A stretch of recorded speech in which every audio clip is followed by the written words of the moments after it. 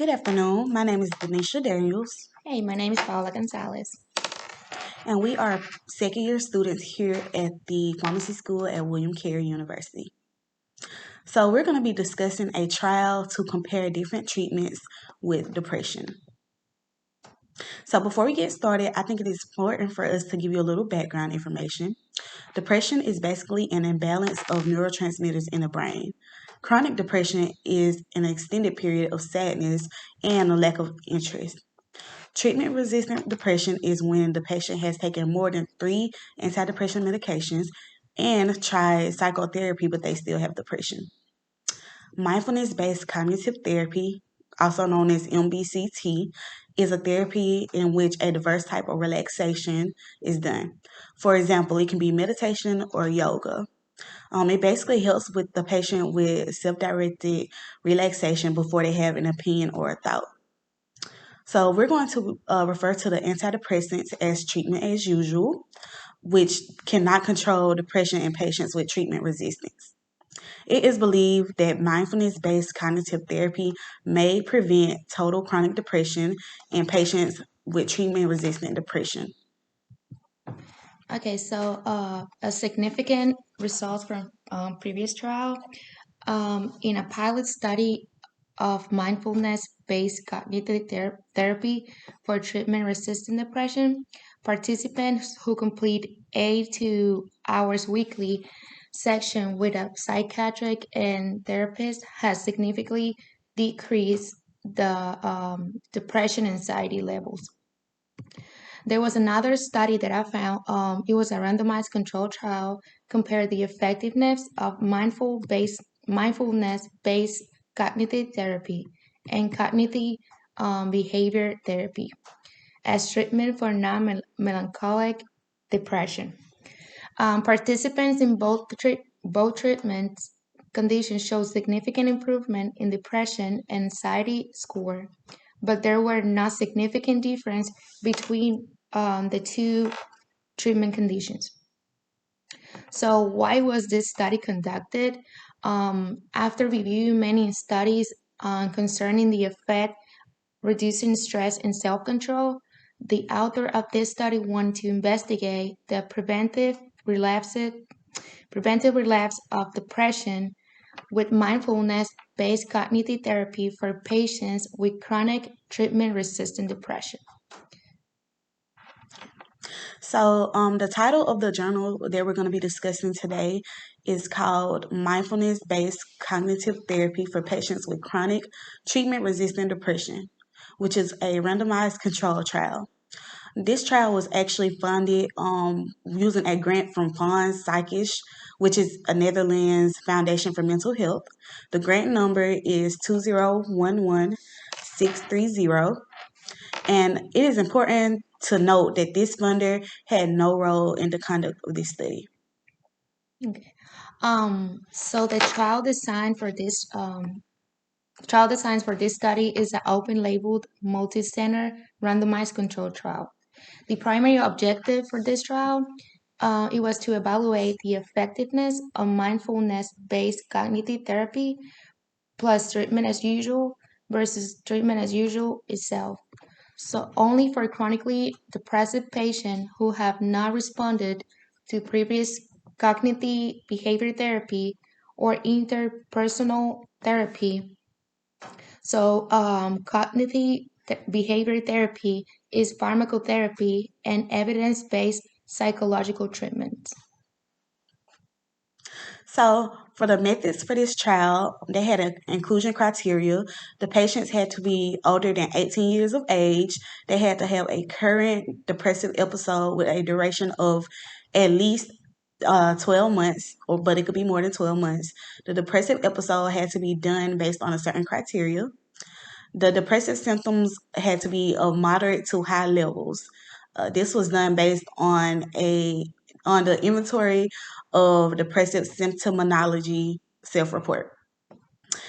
They had to have more than or equal to 10 sessions of cognitive-based therapy or interpersonal therapy, or they could have less than 10 sessions if the patient wished to withdraw from this treatment. So the exclusion criteria for this trial was the patients could not participate if they had current psychotic symptoms. They couldn't have lifetime bipolar disorder. They could not have a current dependency of alcohol or drugs. They could not have impairments that might interfere with participation in the mindfulness-based cognitive therapy or assessments. They couldn't have any prior mindfulness-based cognitive therapy, and also they couldn't have any recent electroconvulsive therapy that was not longer than 3 months ago. They also could not have any current somatic disorders.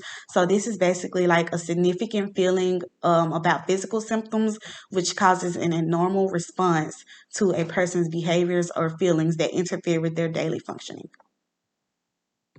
So for the intervention and experimental design, the participants were basically recruited from a local mental health institute and also a medical center.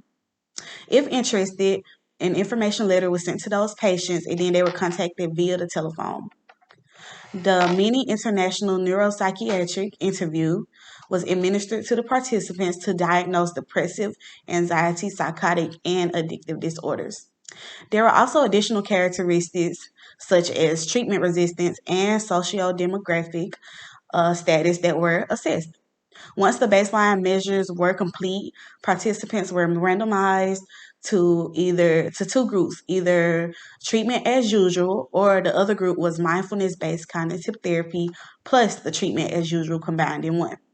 This was done by means of a web-based application that was designed specifically for this trial by an independent statistician. The randomization was stratified for treatment center and also it was minimized for the severity of depressive symptoms. There was a 1-to-1 ratio of each treatment group, so a 1-to-1 ratio for the mindfulness-based cognitive therapy plus treatment as usual, and also just for the treatment as usual group only. This was done without using block randomization. There were 106 people that was randomized over the mindfulness-based cognitive therapy plus treatment as usual group and the treatment as usual group. The treatment as usual group had 57 people, and then the mindfulness-based cognitive therapy plus treatment as usual combination group had 49 people. The intervention consisted of 8 weekly 2.5-hour sessions.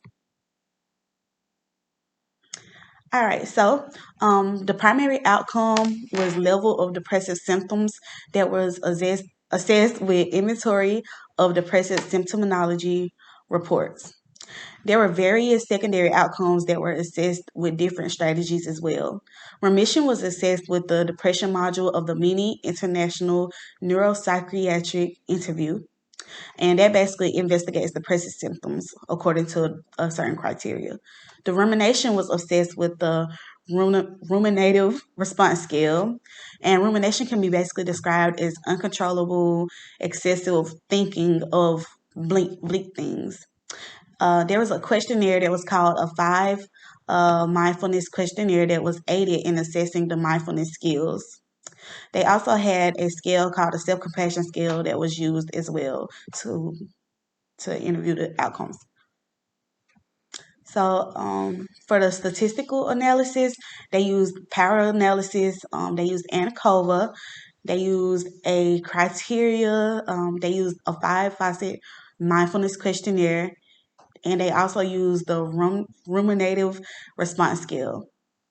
This was based on an alpha of 0.05 and a power of 80%, which estimated the correlation between the baseline and post-treatment scores and expected a dropout of 8 participants.